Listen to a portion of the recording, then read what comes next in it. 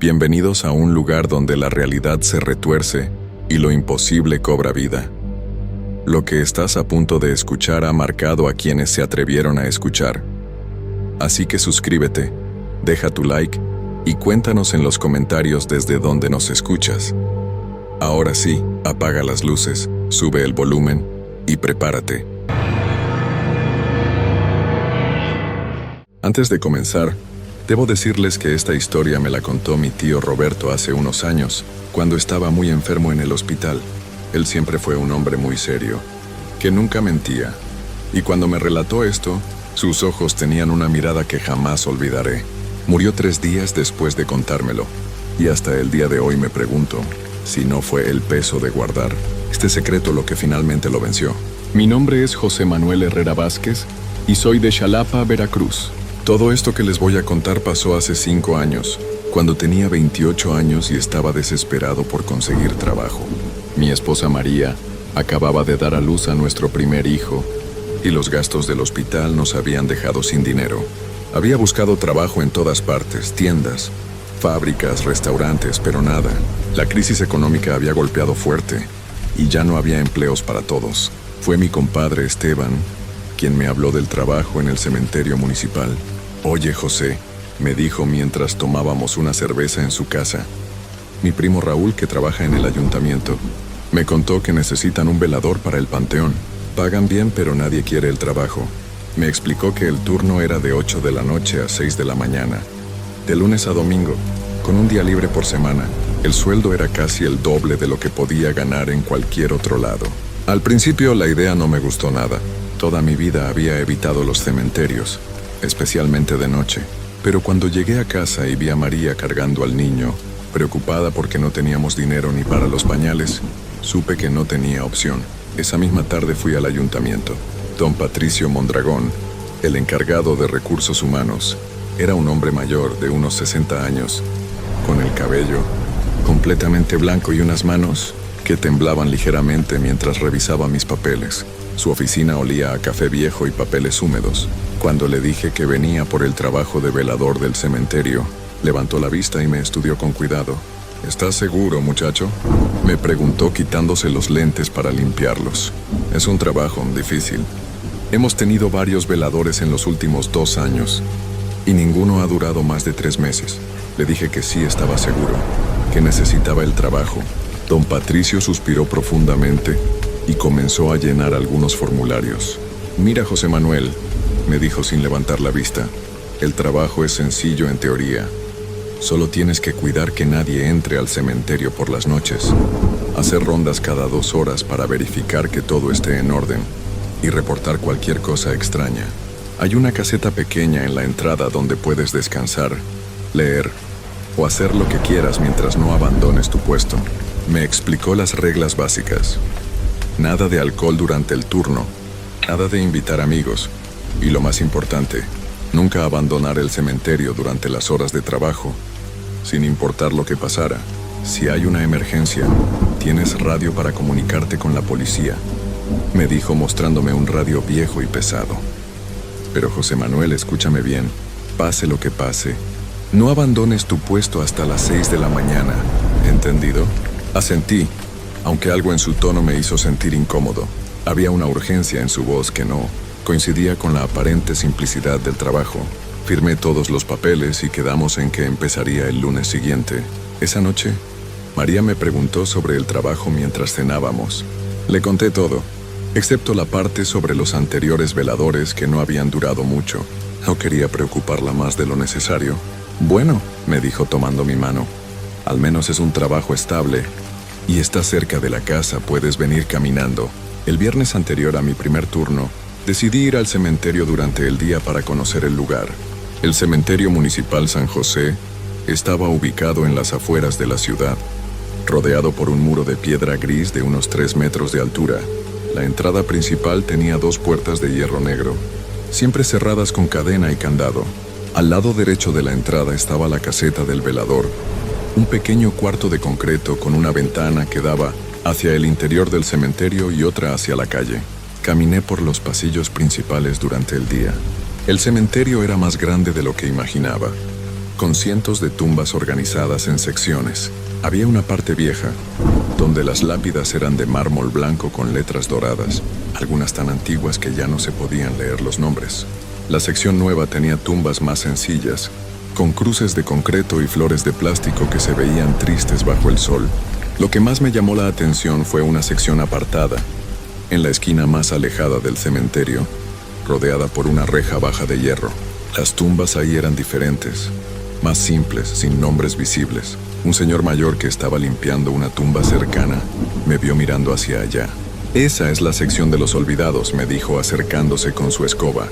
Se llamaba Don Aurelio y había trabajado como jardinero del cementerio durante más de 20 años. Ahí están enterrados los que murieron sin familia, o los que sus familias nunca reclamaron. Nadie viene a visitarlos, nadie les trae flores. Don Aurelio me miró con seriedad. «¿Tú eres el nuevo velador?». Cuando le dije que sí, movió la cabeza negativamente.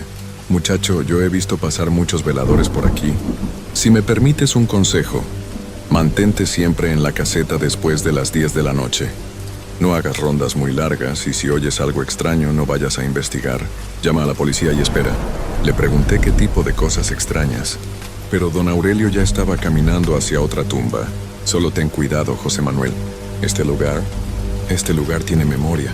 El domingo en la noche, María me preparó un termo grande de café y unos sándwiches. Me abrazó fuerte antes de que saliera. «Ten cuidado», me susurró al oído. «Y recuerda que te estaremos esperando en casa». Llegué al cementerio a las 7:30. Don Patricio ya estaba ahí con las llaves y el radio. Me mostró cómo abrir y cerrar las puertas principales, dónde estaban los contactos de luz, aunque me explicó que solo funcionaban los de la entrada. El resto del cementerio permanecía oscuro. Y cómo usar el radio en caso de emergencia. «Recuerda», me dijo antes de irse, «rondas cada 2 horas. No salgas del cementerio por ningún motivo. Y si pasa algo que no puedas manejar, llama a la policía. Y José Manuel, si escuchas voces o música, no es tu imaginación. Solo ignóralo y quédate en la caseta». Se fue antes de que pudiera preguntarle qué había querido decir con eso último. Las primeras 2 horas pasaron tranquilas. Me instalé en la caseta, que era más cómoda de lo que esperaba. Tenía una silla vieja pero resistente, una mesa pequeña, un foco que colgaba del techo y hasta un pequeño calentador eléctrico para los días fríos. Las ventanas tenían cortinas delgadas que podía correr para ver hacia afuera. Desde ahí podía ver la entrada principal y una buena parte de los pasillos centrales del cementerio. A las 10 en punto hice mi primera ronda. Tomé la linterna grande que había en la caseta y salí. El cementerio de noche era completamente diferente al de día. Las sombras de los árboles se movían con el viento, creando formas extrañas sobre las tumbas. Mis pasos sonaban muy fuertes sobre el pavimento, y cada vez que pisaba una hoja seca el ruido me sobresaltaba. Caminé por el pasillo principal, revisando que todas las tumbas estuvieran en orden. No sabía exactamente qué estaba buscando, pero todo parecía normal. Las flores en las tumbas se veían tristes bajo la luz de mi linterna, y algunas lápidas brillaban como si fueran espejos pequeños. Cuando llegué a la sección de los olvidados, que don Aurelio había mencionado, sentí un frío extraño. No era el frío normal de la noche, sino algo diferente, como si el aire mismo fuera más pesado ahí. Las tumbas sin nombres se veían aún más solitarias bajo la luz de la linterna. Decidí no quedarme mucho tiempo y regresé rápidamente a la caseta. A las 12 hice la segunda ronda. Esta vez todo siguió normal, aunque me pareció escuchar pasos detrás de mí en un momento. Cuando me volteé, no había nadie. Pensé que tal vez era el eco de mis propios pasos rebotando entre las lápidas. Fue a las 2 de la mañana cuando empezaron las cosas raras. Estaba sentado en la caseta, tomando café y leyendo una revista que había traído, cuando escuché música. Era una canción muy suave, como un vals antiguo, que parecía venir desde el fondo del cementerio. Al principio pensé que era algún radio de las casas cercanas, pero la música era demasiado clara, como si viniera de adentro. Recordé las palabras de don Patricio sobre ignorar las voces y la música, así que traté de concentrarme en mi revista, pero la música siguió, y cada vez se escuchaba más fuerte. Era una melodía triste, de esas que te ponen melancólico sin saber por qué. Después de unos 20 minutos, la música se detuvo de repente. El silencio fue peor que la música. Era un silencio tan completo que hasta dejé de escuchar los grillos y el viento. Me asomé por la ventana hacia el cementerio, pero no pude ver nada fuera de lo normal. Cuando llegó la hora de mi ronda de las 2, no quería salir, pero era mi trabajo y necesitaba demostrar que podía hacerlo. Tomé la linterna y salí de la caseta. Los primeros pasillos estaban normales, pero cuando me acerqué a la sección de los olvidados, vi algo que me hizo detenerme en seco. Había una figura sentada en una de las tumbas sin nombre. Era la silueta de una mujer, vestida de blanco, con el cabello largo que le tapaba la cara. Mi corazón empezó a latir tan fuerte que pensé que se me iba a salir del pecho. La figura no se movía, solo estaba ahí sentada como si estuviera esperando algo. Enfoqué la linterna hacia ella, pero cuando la luz la alcanzó, no había nada, solo la tumba vacía. Regresé corriendo a la caseta, jadeando como si hubiera corrido un maratón. Me senté en la silla y traté de calmarme. Tal vez había sido mi imaginación. Tal vez las sombras me habían jugado una mala pasada. Decidí no salir más esa noche, a menos que fuera absolutamente necesario. Pero las cosas no terminaron ahí. A las 3:30 de la mañana empezaron los golpes. Sonaba como si alguien estuviera tocando la puerta de la caseta con los nudillos, muy suavemente. Toc, toc, toc. 3 golpecitos, una pausa y luego otros 3 golpecitos. ¿Quién es?, pregunté, pero no hubo respuesta. Solo siguieron los golpecitos. Me asomé por la ventana que daba hacia la calle, pero no había nadie. Los golpes venían de la puerta que daba hacia el cementerio. Los golpes continuaron durante casi una hora. Siempre el mismo patrón. 3 golpecitos, pausa, 3 golpecitos. Nunca más fuerte, nunca más rápido. Como si fuera alguien muy educado pidiendo permiso para entrar. Cuando finalmente pararon, ya eran casi las 5 de la mañana. Me quedé despierto el resto del turno, tomando café y viendo por la ventana, esperando que apareciera la luz del día. A las 6 en punto, cuando llegó mi reemplazo del turno de día, le dije que todo había estado tranquilo. No sé por qué mentí. Tal vez porque no quería que pensara que estaba loco, o tal vez porque yo mismo no estaba seguro de lo que había pasado. Esa mañana llegué a casa agotado. María me preguntó cómo me había ido, y le dije que bien, que era un trabajo fácil, pero cuando me acosté no pude dormir. Cada vez que cerraba los ojos, veía la figura de la mujer en blanco sentada en la tumba. Los siguientes 3 días pasaron de manera similar. Siempre la música a las 2 de la mañana. Siempre los golpecitos en la puerta a las 3:30. La figura de la mujer aparecía en diferentes lugares durante mis rondas. A veces sentada en una tumba, a veces parada al final de un pasillo, siempre desapareciendo cuando la enfocaba con la linterna. El viernes de mi primera semana, decidí hablar con don Aurelio. Lo encontré regando las flores cerca de la entrada principal. Don Aurelio, le dije, ¿usted ha escuchado historias extrañas sobre este cementerio? El viejo jardinero dejó de regar y me miró con seriedad. ¿Qué has visto, muchacho? Le conté todo, la música, los golpes, la mujer de blanco. Don Aurelio escuchó sin interrumpir, asintiendo de vez en cuando, como si ya supiera lo que le iba a decir. Su nombre era Elena Morales, me dijo finalmente. Murió hace unos 15 años. Era una maestra de primaria, muy querida por todos, pero tuvo una vida muy triste. Se enamoró de un hombre casado que le prometió que dejaría a su esposa por ella. Elena esperó años, viviendo siempre con la esperanza de que él cumpliera su promesa. Don Aurelio se sentó en una banca cercana y siguió con su historia. Cuando Elena murió en un accidente de carro, su familia la enterró aquí.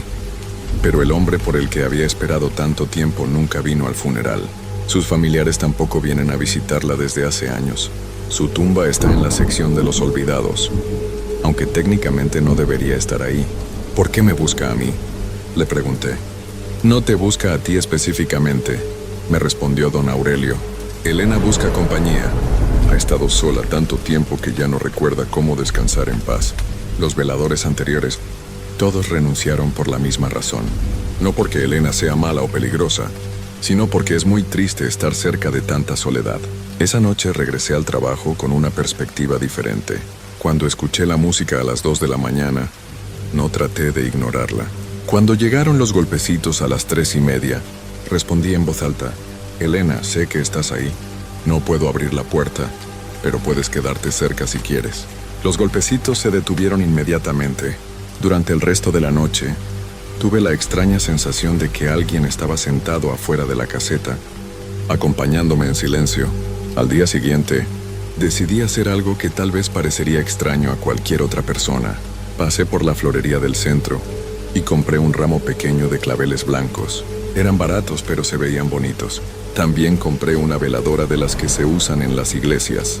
Esa noche, antes de empezar mi turno, fui directamente a la sección de los olvidados. Encontré la tumba donde había visto sentada a Elena la primera vez. Era una tumba muy sencilla, de concreto gris sin nombre ni fecha. Solo tenía un número pequeño, 247. Puse las flores en un pequeño florero de plástico que encontré por ahí y encendí la veladora. Elena, dije en voz alta, sintiéndome un poco tonto pero decidido a hacerlo. No sé si puedes escucharme, pero quiero que sepas que ya no estás sola. Voy a venir a visitarte todas las noches. Esa noche fue diferente. Hubo música, pero era más suave, menos triste. Sonaba como una canción de cuna. Los golpecitos siguieron llegando, pero ahora parecían más como un saludo que como una súplica. Y cuando salía a hacer mis rondas, vi a Elena de nuevo. Pero esta vez no desapareció cuando la enfoqué con la linterna. Estaba parada junto a su tumba, viendo las flores que había puesto. Se veía muy joven, tal vez de unos 30 años. Su vestido blanco era largo y sencillo, y su cabello castaño le llegaba hasta la cintura. Cuando me acerqué, levantó la vista y me sonrió. No era una sonrisa triste, sino agradecida. «Gracias», dijo con una voz muy suave, como un susurro de viento. Hacía tanto tiempo que nadie me traía flores. No supe qué responder. Nunca había hablado con un fantasma antes, y no sabía si lo que estaba pasando era real, o si ya me había vuelto loco de tanto trabajar de noche. «¿Estás bien?», le pregunté, sintiéndome ridículo por hacer esa pregunta. Elena sonrió de nuevo. «Ahora sí. Por primera vez en muchos años me siento acompañada». Desde esa noche, Elena y yo desarrollamos una rutina extraña pero cómoda. Ella aparecía durante mis rondas, siempre cerca de su tumba, y platicábamos. Me contaba historias de cuando era maestra, de sus alumnos favoritos, de los libros que le gustaba leer. Yo le contaba sobre María, sobre nuestro hijo, sobre mis preocupaciones de dinero y mis sueños para el futuro. Elena era una buena oyente. Nunca me juzgaba. Nunca me daba consejos que no había pedido. Solo escuchaba y de vez en cuando hacía preguntas. Era como tener una amiga muy especial, aunque fuera una amiga que había muerto hace 15 años. Las semanas pasaron y mi trabajo se volvió más fácil. Ya no tenía miedo de las noches en el cementerio. Elena se había convertido en mi compañera de turno, y su presencia hacía que las horas pasaran más rápido. Incluso empecé a llevar un termo de café extra, aunque sabía que ella no podía tomarlo. Una noche, Elena me preguntó sobre mi familia. Le conté que María estaba preocupada porque yo llegaba muy cansado por las mañanas y que el niño había empezado a caminar. «Deberías pasar más tiempo con ellos», me dijo Elena. «La familia es lo más importante que tienes». «Pero necesito este trabajo», le respondí. «El dinero es bueno y no hay muchas oportunidades». Elena se quedó callada por un momento. «José Manuel», me dijo finalmente, «hay algo que quiero decirte. Pronto van a haber cambios en tu vida, cambios buenos, pero cuando lleguen, quiero que recuerdes que yo voy a estar bien». No entendí qué quería decir, pero esa noche hubo algo diferente en su voz. Sonaba más en paz, más tranquila. Una semana después, mi compadre Esteban me habló para contarme que había una vacante en la fábrica donde trabajaba. Era un puesto de día, con buen sueldo y prestaciones.